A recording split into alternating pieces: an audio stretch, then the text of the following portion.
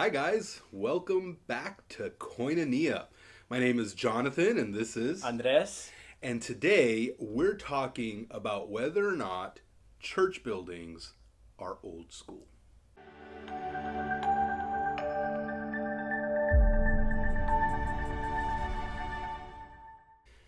There's a trend in Christian churches that seems to be gaining in popularity, and that trend is the idea of a house church. Now, for those of you who are not necessarily familiar with a house church, it's pretty simple. A house church is a church that meets in someone's house, right? It's kind of a smaller, more intimate group. You meet in somebody's living room and you kind of just have church in your house. So it's not like going to a church building. It's not like sitting through a worship service. It's kind of strips away a lot of those traditional aspects that you think of when you think of church. So this is basically a church that meets in someone's home on a consistent basis, right? On a weekly basis. But it divorces itself from what maybe some would consider the institutionalized church, right? So that's kind of the trend, and there's been a little bit of a pushback against this trend, basically saying, maybe this is not the best idea, and we like the more formal model. We like having a pastor and having a worship service and a song service, and we like having different programs and all these other things which house churches do not do. And some may even argue that it's better. Yeah, I think it's hard to talk about this for me because maybe you haven't experienced, just like me, I haven't really experienced what a house church really looks like. I've always been in a big church. Actually, we are in a big church right now. And so I can just talk about some of the frustrations that happen in a big church, which is like relationships aren't really that big in a big church. Yeah. I could see the smaller churches having more relationships, but with a big church, what our church is 1,100 people. Yeah. We were part of a big church. Okay. But I do see some value and see how a house church is cool. I mean, having church in your house, like, you don't have to dress up.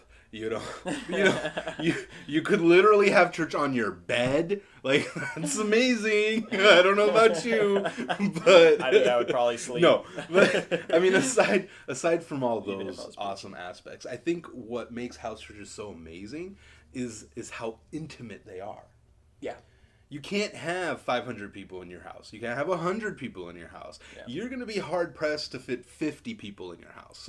So I mean, house church is small and it emphasizes relationships. Yeah, and I think the biggest thing, I mean, when I went to a university, it was very small. It was about maybe 3,000 students there, and you basically knew everyone. I mean, if you went out of town, you would recognize someone, and it just felt small.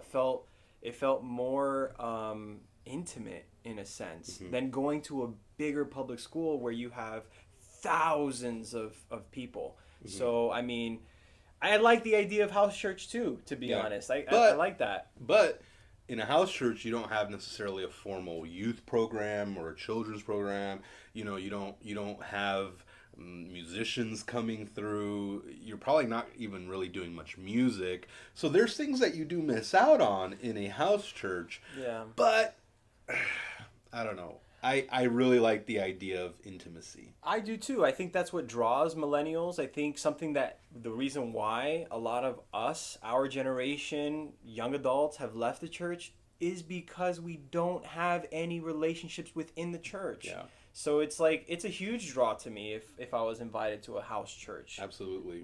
People that care about you, that love you, that actually know you by name and last name. Yeah. That's pretty cool. Right. And then there's something about going to someone's house. Like Yeah, that yeah. that is literally somebody opening their house up to you, and that says something. It's special to be in someone's house as opposed to this other building that everybody just kind of comes to once a week, and then it's like it's nobody's house. You know, it's just a building that's there. It's less personal. Exactly. But if big churches can figure out a way to harness that appeal, small groups, or something like that, where people are being intentionally plugged into a group of people, I think there's value there, and there's significant value. Anyways, what do you guys think? Do you think that church buildings are old school, or do you think that there's still value in larger churches? Which one would you prefer? Would you prefer being in a house church or in a more formal, traditional type of a church? Let us know in the comments below. And if you like what you're seeing here on Koinonia and want to know when the next episodes come out, click the subscribe button and you will be the first to know. Thanks for watching.